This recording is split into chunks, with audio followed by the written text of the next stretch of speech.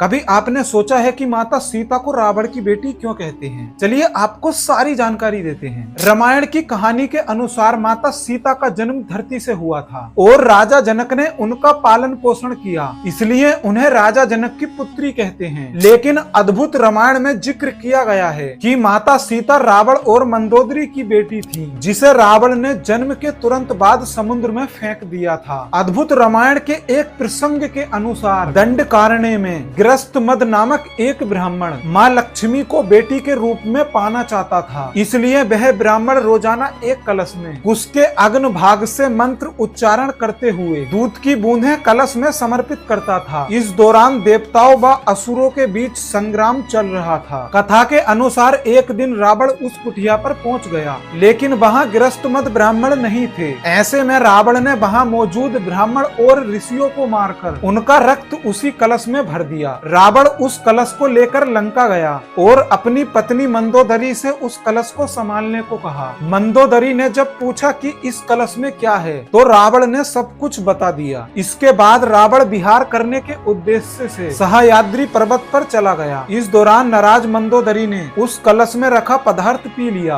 और कुछ समय बाद गर्भवती हो गई। इस घटना से परेशान होकर मंदोदरी ने उस भ्रूण को निकाल कर एक घड़े में बंद करके मिट्टी में दबा दिया। एक दिन राजा जनक को हल चलाते हुए वह घड़ा मिल गया था। बता दें कि अद्भुत रामायण के भी प्रेरणा वाल्मीकि जी ही थे और संस्कृत भाषा में रचित यह रामायण 27 संगों का काव्य विषय है। यहाँ दी गई सभी जानकारी सामाजिक और धार्मिक आस्थाओं पर आधारित है। जानकारी अच्छी लगी हो तो वीडियो को लाइक करके चैनल को सब्सक्राइब कर दें।